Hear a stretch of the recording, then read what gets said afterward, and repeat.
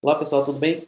Então a gente já viu as estruturas mais complexas de Python, como por exemplo listas, dicionários, tuplas. Agora a gente vai ver a parte de funções. Funções em Python é definido como uma sequência de instruções que computa um ou mais resultados chamados parâmetros. Então vem da matemática, né? Que você tem a função ela recebe um parâmetro e desse parâmetro gera uma saída e essa saída é única. Então essa é um pouco a definição de função em linguagem de programação que vem também da matemática. Então, para isso, a gente vai então mostrar algumas características de funções em Python. A primeira dela é que para você definir uma função, você tem que colocar essa palavra def e aí vem o nome da função. Nesse caso aqui, eu vou criar uma função chamada nome, que ele vai receber um parâmetro x qualquer, que vai ser o nome de uma pessoa, e eu vou mandar imprimir print esse nome. Então, para eu chamar a função, eu digito o nome dela, já que ela espera um argumento, então vou colocar, por exemplo, Lucas. Definiu, salvei a função, e quando eu mandei ele imprimir nome Lucas, ele imprimiu Lucas. Nesse caso, essa função, como ele não tem um return, ele funciona como se fosse um void em outras linguagens, como por exemplo, em Java, seria o return void. No caso de uma função, quando tem algum retorno que você espera algum valor, então a gente tem que ter o return. Nesse caso aqui, por exemplo, eu vou fazer uma função chamada quadrado, que ele vai receber então um valor e vai fazer um retorno desse x vezes ele mesmo. Então, nesse caso, a função quadrada é isso. Eu passo um valor, quadrado, e aí, se eu passar um valor, por exemplo, 10, ele vai ter que me retornar 100. O quadrado de 10 é 100. Eu posso atribuir, então, isso aqui a uma variável. Por exemplo, chamar a variável aqui qd, e aí eu atribuí. Então, ele pegou o resultado que voltou da minha função, que foi retornado da minha função, e armazenou na variável qd. E agora qd está com o valor 100, que é o valor dessa função que eu atribuí quadrado. Mas, basicamente, uma função ela não se limita a um único argumento. Eu posso ter diversos argumentos. Por exemplo, a função multiplica. Eu vou receber o argumento x e y e vou multiplicar. Então, vou retornar um x vezes o y. Então, se eu usar o multiplico aqui, passando 2 e 3, tem que me retornar 6.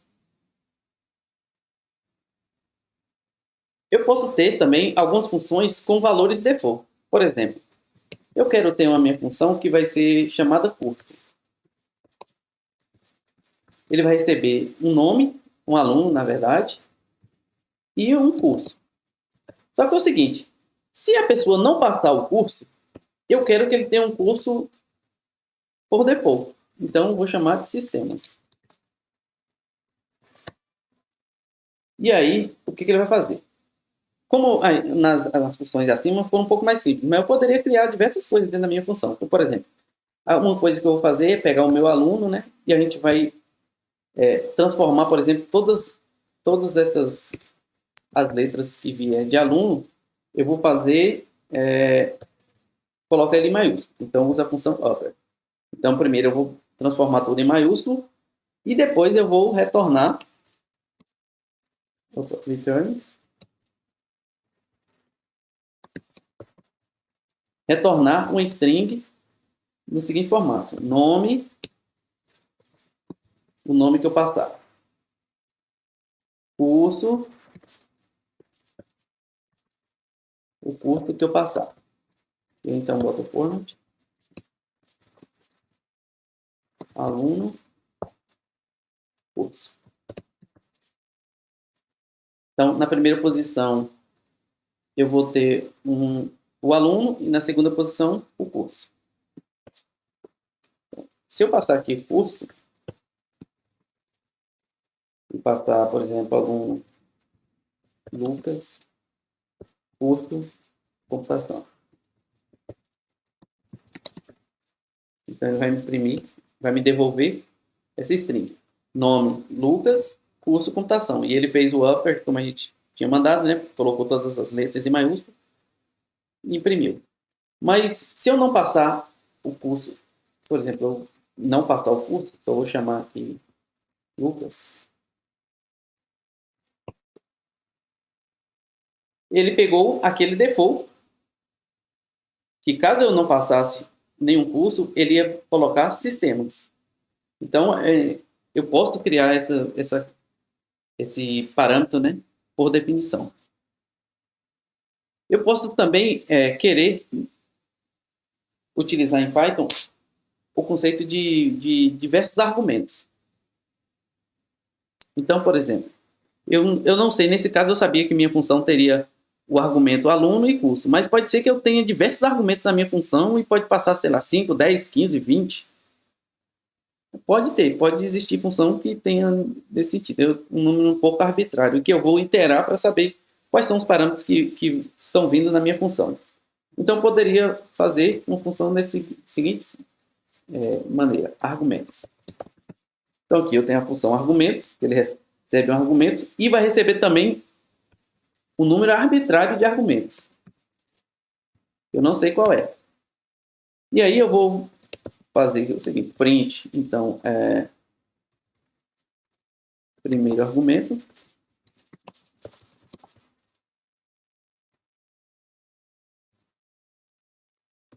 normal,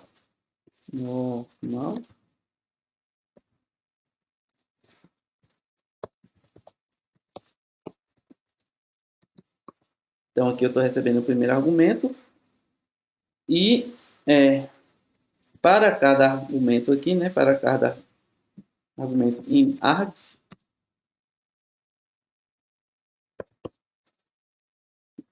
eu vou receber print outro argumento.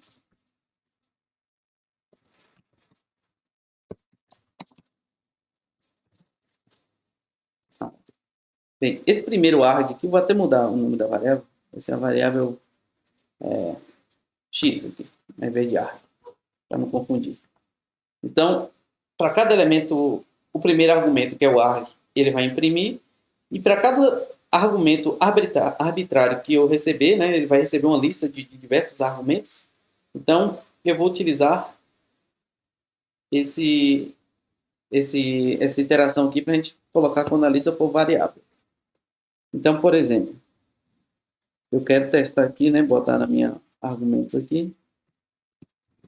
Ele vai receber a variável Python, vai receber também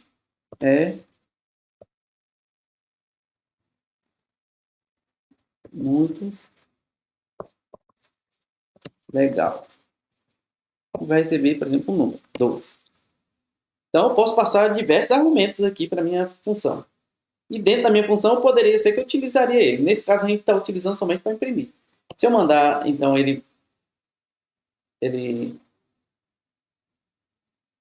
not defined, deixa eu ver.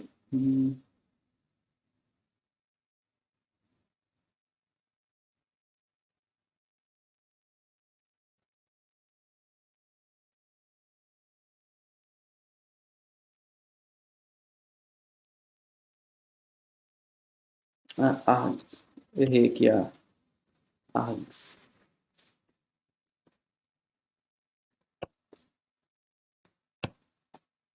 Pronto.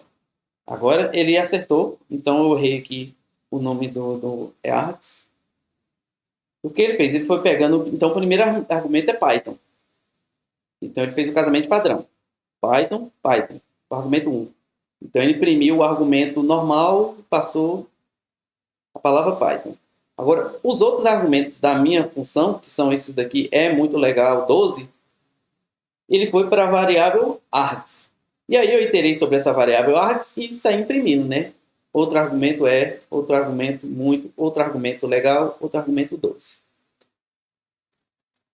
Existe uma outra forma também, que ele é chamado de QW-args. São elementos de...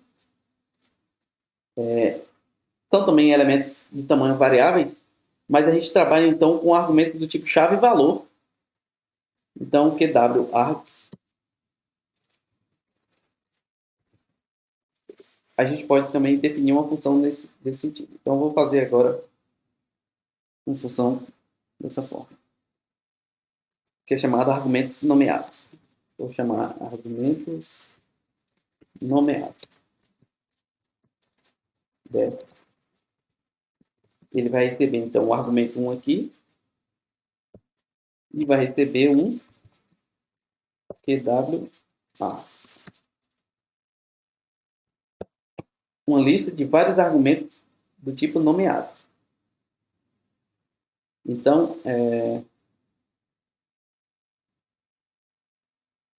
vou fazer aqui for key value QW-args com itens. Então, na verdade, eu vou receber comparando como se fosse um dicionário. Na verdade, é um dicionário.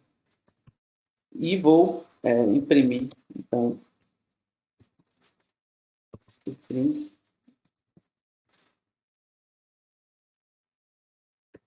posição 0, vai receber aqui, posição isso aqui. Conforme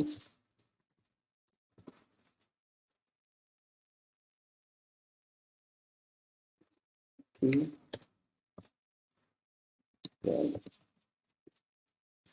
Então, eu estou iterando sobre o meu conjunto de argumentos, que seria um dicionário, e para cada conjunto de elementos desse, a gente vai receber um conjunto do tipo chave-valor.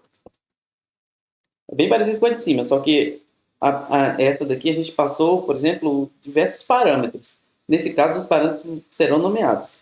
Vou criar um dicionário aqui, por exemplo, dicionário recebe esse nome.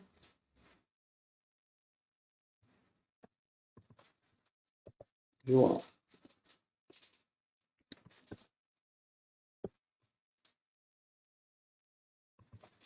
Idade 25. Criei esse dicionário. E se eu chamar, então, meu argumentos nomeados, passar esse dicionário, ele vai fazer a destruturação.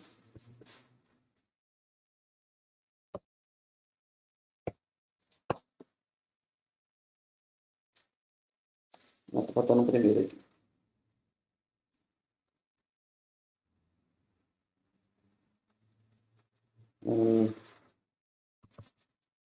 Tá, vou passar aqui Python. Então, tem o primeiro aqui, elemento que seria o meu primeiro argumento, mas aqui eu estou passando um resto que seria o meu dicionário. Então, foi o que ele fez. Ele passou o Python, que seria o primeiro argumento, e o dicionário como o resto dos argumentos. Eu poderia também tirar esse arg1 aqui, só receber uma lista de argumentos nomeados. E aí, se eu tirasse isso aqui. Pronto. Isso é o equivalente a eu passar argumento. Então, a gente chegou ao fim da nossa introdução a Python. A gente falou, então, das funções e os principais tipos de funções com argumentos e quais as possibilidades que a gente tem. Com isso, a gente finaliza essa introdução a Python. Caso vocês quiserem aprofundar, pode aprofundar na apostila que foi disponibilizada. Poderia olhar os capítulos 6 e 7, que fala de arquivos e algumas complexidades um pouco mais aprofundadas com Python.